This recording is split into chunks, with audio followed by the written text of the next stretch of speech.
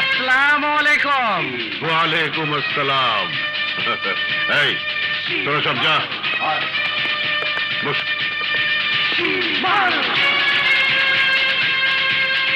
তোমার না 3টার সময় আসার কথা ছিল, 2 ঘন্টা আগে আসলে যে। 3টায় আইতাম, কিন্তু 3টার সময় গো পুলিশ, তাই ভাবলাম টাকাটা আগে ভাগে নিয়ে যাই। পুলিশ? পুলিশ কোত্থেকে আসবে? কে বলেছে তোকে পুলিশের কথা? শুনলাম আমার নাকি ধরতে এখানে পুলিশ আইব। তুই কি ভাবছিস আমি পুলিশে খবর দিয়েছি তোকে ধরার জন্য? তুই আমাকে বিশ্বাস করছিস না?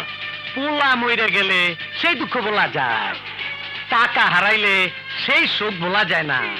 টাকা অনেক বড় জিনিস সর্দার, আর তোমার মনটা খুব ছোট। তুমি তো আমার শিখাইছো টাকা পয়সার মামলা কাউরে বিশ্বাস করতে নাই। তুই যদি আমাকে বিশ্বাস না করবি তবে আমার কাছে টাকা পয়সা রেখেছিস কি জন্যে?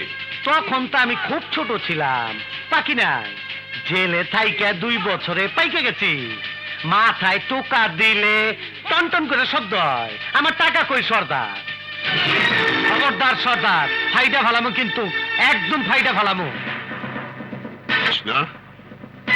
আর তাই কাদের সর্দারের মুখের উপর অস্ত্র তাক করিস, যে সর্দার তোকে শিখিয়েছে পিস্তলের ট্রিগারে হাত রেখে কিভাবে গুলি করতে হয়।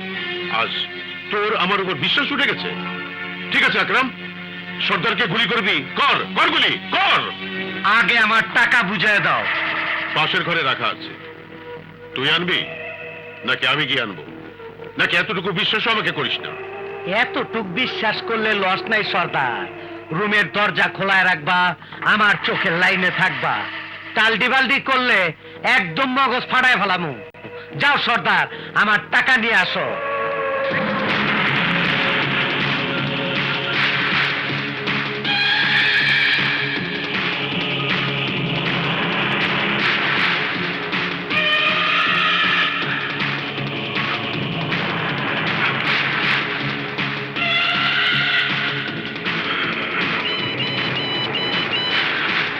Hello, police officer. আকরাম আমার ড্রয়িং রুমে, ওকে ধরতে হলে তাড়াতাড়ি চলে আসেন। কি হইল সর্দার, দেরি হইতাছে কেন?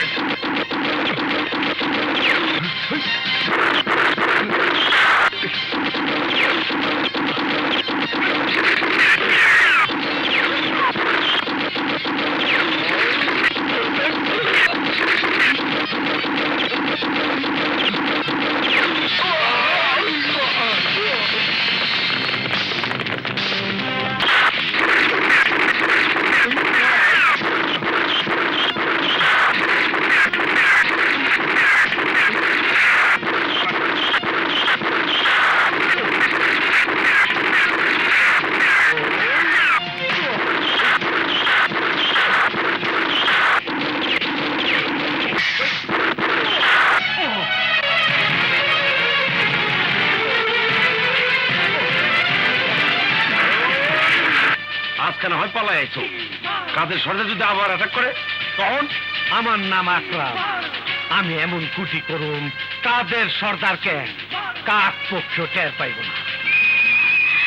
তোমার যদি কিছু হয় তাহলে আমিও আত্মহত্যা করব। তারা সত্যি কথা বলছিস? হ্যাঁ আকরাম, আমি তোমাকে ভালোবেসেছি, ভালোবাসি, ভালোবাসবো। তোমার জন্য এতদিন আমি অপেক্ষা করেছি। এখন এক মুহূর্ত তোমাকে ছাড়া থাকতে পারবো না। তুমি মরলে এই তারাও মরবে, তুমি বাঁচলে এই তারাও বাঁচবে। এই জন্যই আকরাম তোরে এত ভালোবাসে। ছাড়ো, যা, ওই যে ফালতু। আরে ফালতু, যা বাইরে গিয়ে ডিউটি কর। जो हुकुम জানাব।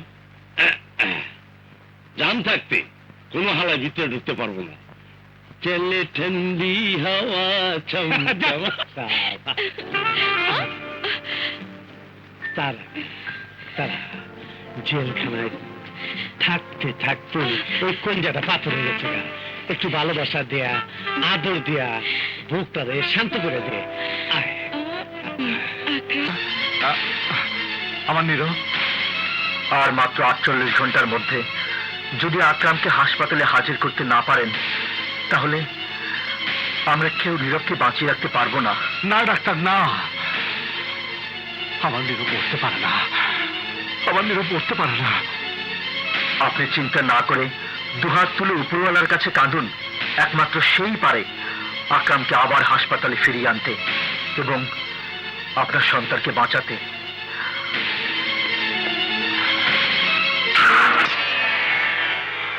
আল্লাহ, উপরে বসে তুমি মানুষের ভাগ্য নির্ধারণ করে দাও, আমি জানি, কিন্তু আমার নীরবের ভাগ্যে তুমি কেন এত তাড়াতাড়ি মৃত্যু লিখে রেখেছ? আমি জানতে চাই আল্লাহ, কি ছিল তার অপরাধ, কি দোষ করেছিল আমার নীরব? সারা জীবন ন্যায়ের প্রতিষ্ঠার জন্য মানুষের উপর গুলি চালিয়েছি আমি, মানুষকে আহত করেছি আমি। সাজা যদি দিতেই হয় তাহলে আমাকে দিতে। আমার নীরবকে কেন তুমি বেঁচে দিলে? কেন আল্লাহ, কেন আল্লাহ, কেন? জীবনে যদি কোনো পুণ্য করে থাকি, যদি কখনো মানুষের সেবা করে থাকি, তার বিনিময় আমার নীরবকে তুমি বাঁচাও আল্লাহ, আমার নীরবকে তুমি বাঁচাও। এই ফরিয়াদ করি আমি তোমার কাছে। তুমি রহমান ও রাহিম, তুমি রহম করো, আমার নীরবের উপর রহমত বর্ষণ করো খোদা, বর্ষণ করো।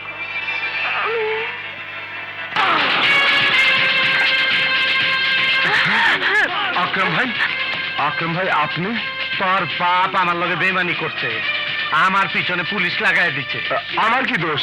তোর দোষ, তুই কাদের সর্দারের পোলা, তোর এক গুটি কইরা তোর বাপের কাছে টাকা আদায় করতে হইব। ওই খালা,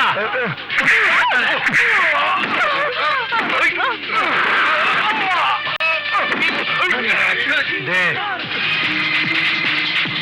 এই, ওর হাতটা ধর।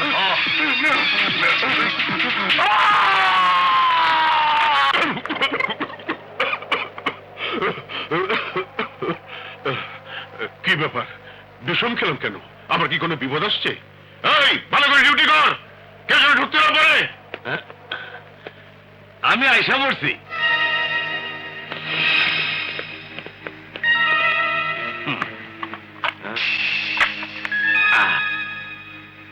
তুই এখানে? ওস্তাদ, শুধু আপনি কে? এই ঢাকা শহরে যত টপ মাস্তানগুলোর ঠিকানা জানা এই ফালতু মিয়ার চুটকির কাম। কি কাবে আইছস ক? কাম না। আকরাম ভাই আপনার জন্য গিফট পাঠাইছি।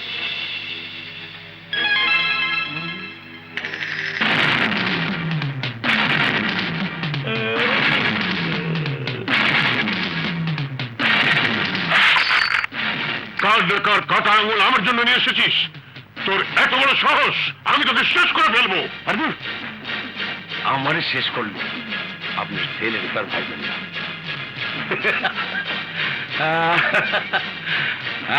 এই আঙ্গুল দুইটা আপনার সুযোগ্য সন্তান মালিক। আক্রমণ সগরে জ্যান্ত কবর দিব। কার কবর কেডা দেয় সেটা পরে দেখা যাবে। শোনে, বেশি ফাল পাইলেন না, ঠান্ডা মাথায় আমার কথা শোনে। আকরাম ভাইয়ের লোকে বেইমানি কইরা সেই টাকা পয়সা মাইরে দিতেন, আজ সন্ধ্যার মধ্যে সব নিয়ে পর্বত সিনেমা হল আইবেন। আর তা না হইলে অন শুধু পাইছেন আপনার পোলার কাটা আঙ্গুল, তখন পাইবেন আপনার পোলার লাশ। লাশ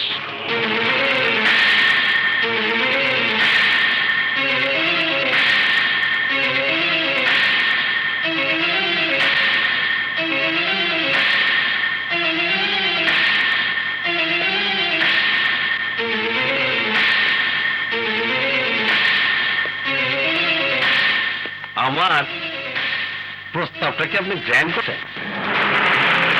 তোর ওই অপেক্ষা করিস, কাদের সর্দার আসবে, বাঘের মতো আসবে, টাকা নিয়ে আসবে। সালাম আলাইকুম, আমি আসি।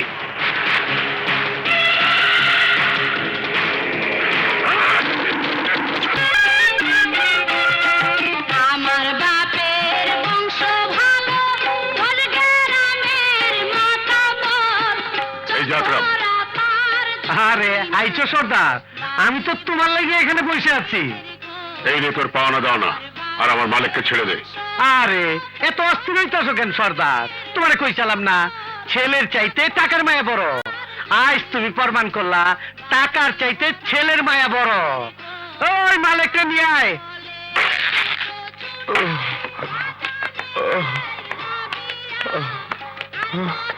ড্যাডি, এই নাও তোমার পোলা। এই দে, আয় বাবা। ড্যাডি, চল চল। দাঁড়াও সর্দার, আমারে গুলিও করলা না, পুলিশও নিয়ে আইলে না, ব্যাপারটা কি?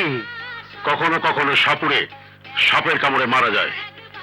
তুই আমার পোষা সাপ, সেই সাপ আজ আমাকে কামড় দিয়েছে। আমারে জন সাপি কইলা শেষ কথা শুনা যাও। বেইমানি করলে তার সাজা পাইতে হয়, সেই সাজা আইজ তুমি পাইলা। যাও সর্দার, তোমারে মাফ কইরা দিলাম। আমি চেক করছি, সব ঠিক আছে। ফালতু হ্যাঁ, কাইলি আমি তারারে নিয়ে বিদেশ ফুইটা যাবো। তুই সব অ্যারেঞ্জমেন্ট করে রাখবি এয়ারপোর্টের। বস, বস, বস, কি হয়েছে কোবরা? আমি শুনে এসেছি আকরাম তারাকে নিয়ে আগামীকালই বিদেশ পালিয়ে যাবে। আকরাম, এবার তুই আমার হাত থেকে কিছুতেই বাঁচতে পারবি না।